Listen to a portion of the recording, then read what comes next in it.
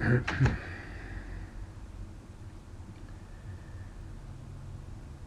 question that I read that somebody was sharing in a public forum was, how can I be aware of the guidance of the inner guru?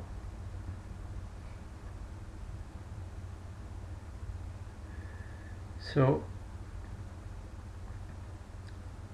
the inner guru, just so we are clear about what is meant by this term, is the self that Ramani Maharshi refers to, meaning universal consciousness, not the personal consciousness that we believe in, but the consciousness that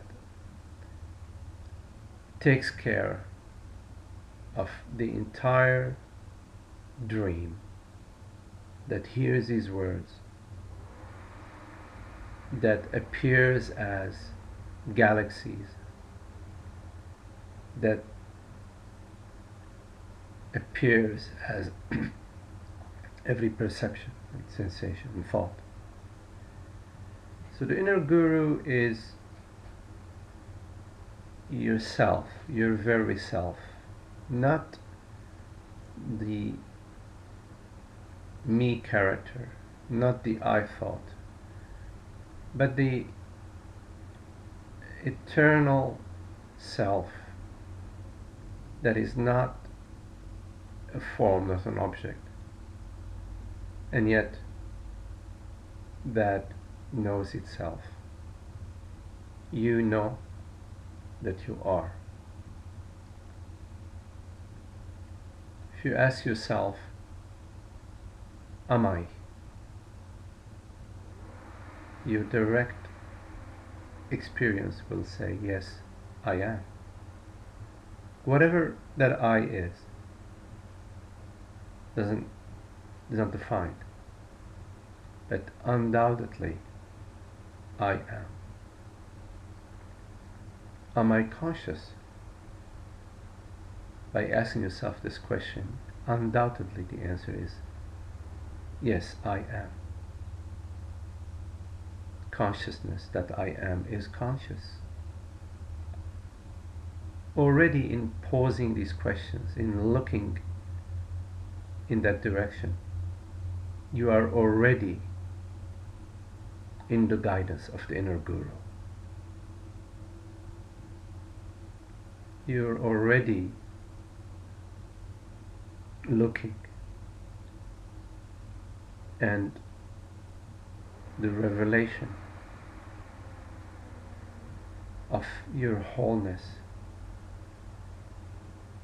of your totality, is already being expressed. You can also ask yourself, is there any evidence that I, this consciousness that hears these words, is contained in a body-mind?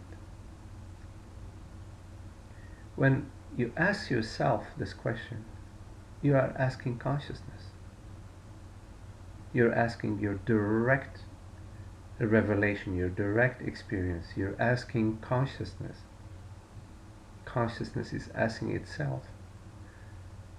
So you're going directly to the source and asking the source, are you consciousness?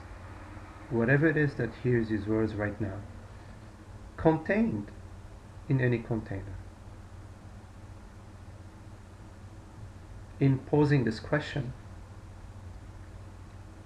you will notice that the answer will come directly from consciousness, and it will say something like that. I perceive all perceptions. I perceive all sensations and all thoughts.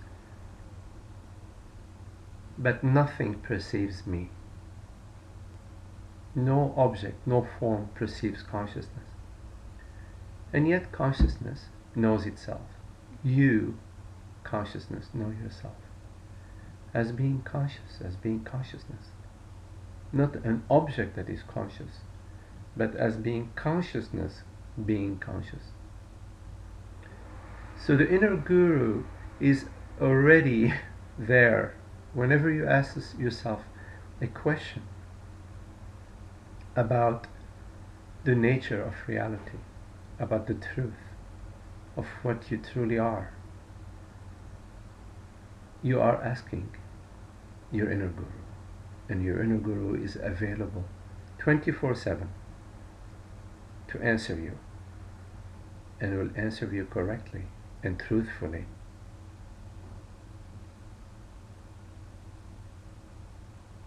As long as you're not asking the mind, because the mind is full of beliefs and borrowed notions that have been picked up throughout history, and memory regurgitates these belief systems. But what is it that knows the mind? What is it that perceives a thought or that perceives a belief? If you believe the earth is flat, there is something that believes that. That something is consciousness. You can ask consciousness, do you believe that the earth is flat? And if you listen carefully and examine carefully, consciousness will say, I perceive the thought, or I perceive the belief that the earth is flat, but I do not perceive a flat earth. I perceive a screen, I perceive a tree, I perceive sunlight shining onto the green leaves. I do not perceive a flat earth, but I perceive the belief, the thought.